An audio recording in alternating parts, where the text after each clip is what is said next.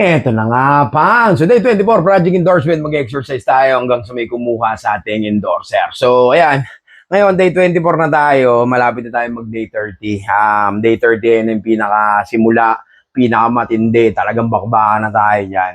So, ngayon, ito, bad news lang kanina. Medyo matagal kasi nag-brown out. So, hindi ako nakagawa nung, hindi natin nagamit yung juicer natin. Kasi, siyempre, walang kuryente. So, hindi tayo nakagawa nung ginger shot natin, tsaka yung mga juice. Kasi balak namin gumawa ni Mamay ng cucumber juice eh.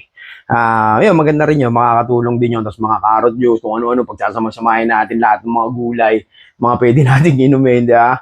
Para, syempre, healthy lifestyle na nga tayo. So, sa mga susunod, mag-start na rin kami, mag-prep na rin kami ni Mamay ng mga pagkain, puro gulay, magkakambing mode na tayo, tapos tokwa dahil hindi pa natin, kailangan natin ng mga protein, i-bold sa mga napapanood ko, kailangan itlog, yan, tokwa, malalakas daw yun sa protein, breast, syempre, mahal kasi, yeah? Pero yun, kukunti-kuntiin lang natin ngayon, ano tayo, chest tayo, chest program tayo, biceps pa din, chest, biceps, tapos yung mga program natin, dumbbell workout pa rin. Nag-check out na rin ako ng mas mabibigat na dumbbell, yung mga color block. So pag dumating yun, sama na lang rin natin sa video. Pero ngayon, day 24, alam ko wala naman kayong pakialam, pero samahan nyo na lang rin ako. Let's go.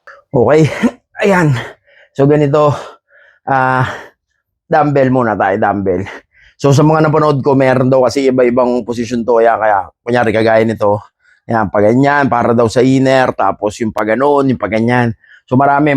Ito, naglagay lang tayo ng patungan sa bandang ulo natin para medyo nakataas tayo para mas ma-stretch pa natin yung braso natin. So, let's go. Yan, 45 degrees daw. Tapos, siguro mga 4 reps tayo na ganito. Dahan-dahan lang. Ito pa rin ginagamit natin, yung 3 kg, kasi hindi ko makita yung pares nung mabibigat. So, pag dumating na in-order natin, yan, saan tayo gagamit ng mas mabigat kasi medyo lumalakas na tayo ng konti. Medyo magaan na sa atin to. Though masakit pa rin, ininda ko pa rin yung balikat. Yan. Pero ganyan. So, dire-diretso lang tayo. Hindi ko na mabivideo lahat. Pero, day 24 tayo ngayon. Alam ko wala namang pakailangan. Pero, samahan nyo na lang rin ako. Let's go.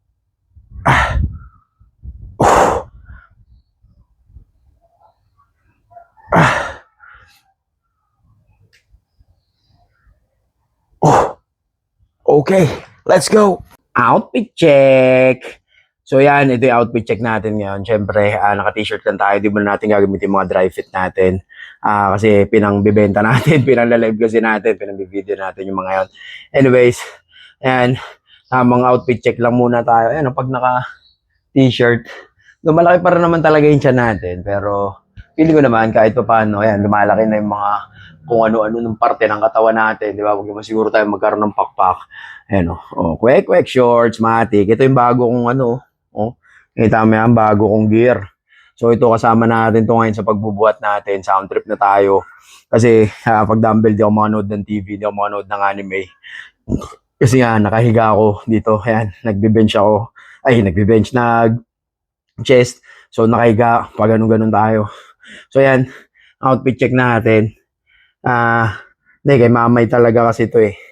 Kay Mamay yan. So, kaya kulay pink. Pero yun, outfit check lang tayo. Sama lang natin para humaba yung video. So, day 24, let's go. So, yun. Okay na. Day 24 tayo. Nakatapos na tayo ng exercise natin.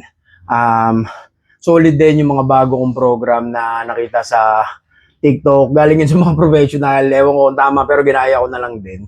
Maganda kasi full chest yung inner, tapos naka-incline na gano'n ko dun sa upuan. Pagka sa susunod, bibili na rin ako ng bench mismo para makapag-incline, decline na rin ako, tapos yung flat, kaya di ko naman kailangan talaga ng barbell. Though kailangan din, kaya lang, kaya naman siyang kunin sa mga dumbbell. Yun yung mga nakikita ko, so wala namang magiging problema doon. Tapos, yun, sana bukas makapag-start na rin ako ng ginger shot.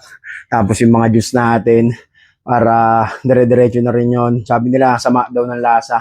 Dahil nga, luya. So, maghanap na rin ako nung yung luya na yellow. Kalimutan kong tawag doon, basta yung yellow.